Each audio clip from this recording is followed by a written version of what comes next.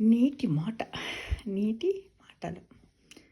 ప్రతి మనిషి మూడు P dash P dash P అంటే 3P equal to 3P plus P P plus P equal to 3P. What is the 3P? What is the meaning of 3P అనే దాని గురించి నేటి మాట లోపల తెలుసుకుందామా ఫ్రెండ్స్? ఎస్, ప్రతి మనిషి జీవితంలో 2 విషయాలు చాలా అవసరం. ఏంటవి? గెస్ చేయండి. ఒకటి మంచి ఆరోగ్యం, రెండవది ఆనందం. మంచి ఆరోగ్యం అంటే ఆరోగ్యం, ఆనందము అంటే ఆనందము.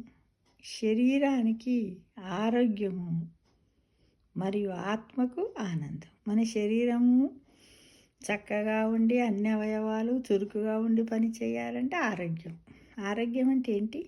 మన శరీరంలో ఉన్నటువంటి ప్రతి అవయవము ప్రతిరోజు ప్రతి క్షణము మన పనులన్నింటికి ఒక కార్యరూపాన్ని చురుకుగా చేయించగలిగే సామర్థ్యాన్ని మనం ఏమంటాం? ఆరోగ్యం అంటాం. అంటే చక్కటి ఆలోచనలు రావాలి, అలసిపోకుండాను చురుకుగా ప్రతి అవయవం ప్రతి నిమిషంలో మంచి చెడులను తెలియజేస్తూ మనల్ని చురుకుగా ఉంచడాన్ని ఏమంటాం? శరీర ఆరోగ్యం అని అంటాం. అయితే శరీర ఆరోగ్యము మరియు శరీరానికి ఆరోగ్యం అవసరము, ఆత్మకి ఏమవసరము? ఆనందం అవసరం.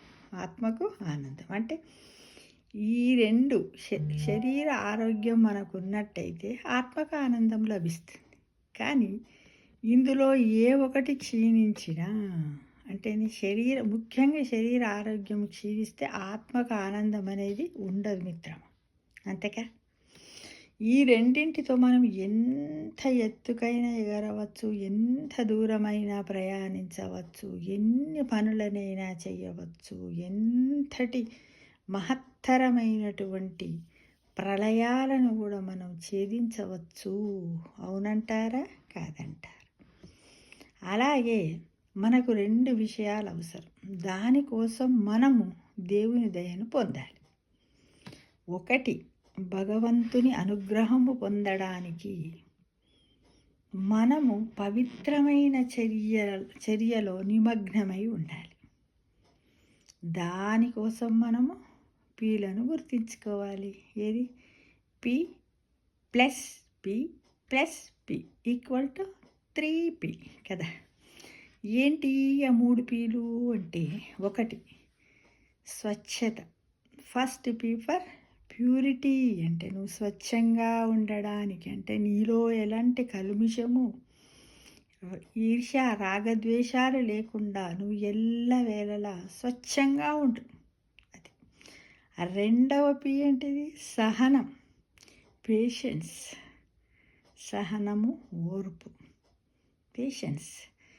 ఏంటిది పేషెన్స్ అంటే? నువ్వు ఏదైనా పని చేసేటప్పుడు సహనంగా అంటే ఓర్పుగా, పొందికగా, జ్ఞానంగా, చక్కగా, తొందరపడకుండా అందులో చక్కటి ఆనందాన్ని నింపుకుంటూ మనస్తృప్తిగా చేయాలి. కానీ విసుగ్గా ఇదేం పని, ఏంటి నేను ఇలా చేయలేనే అబో అని అనకుండా నువ్వు సహనంతో ఓర్పుగా ఆనందంగా ఎదుటివారిని బాధ పెట్టకుండా నువ్వు బాధపడకుండా ఉండడాన్ని ఏమంటాం?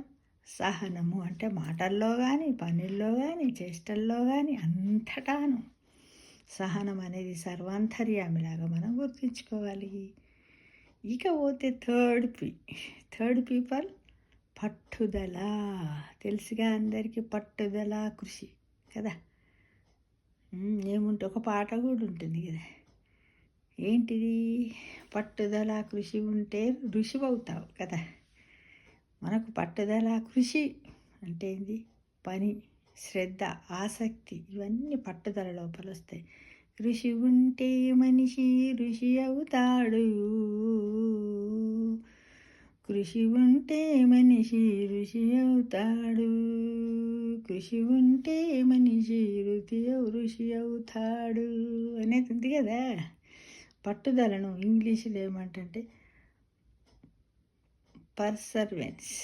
పర్సర్వెన్స్ ఏమంటారు? పర్సర్వెన్స్ అని అంటారు. ఇలా ఈ మూడింటితో మనము మంచి ఆరోగ్యము, ఆనందాన్ని పొందవచ్చును కదా. అవును, 100% మనము పొందుతాం ఫ్రెండ్స్.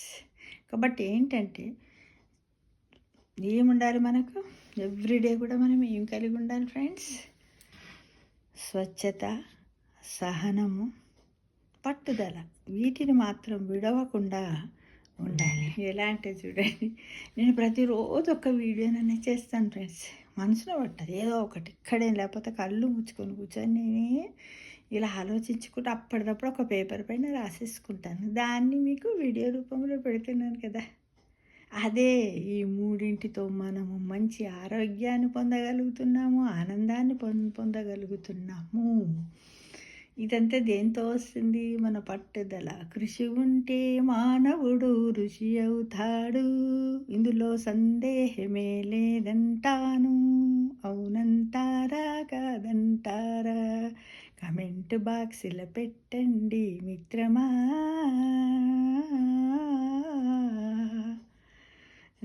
సమస్తలోకా సుఖినో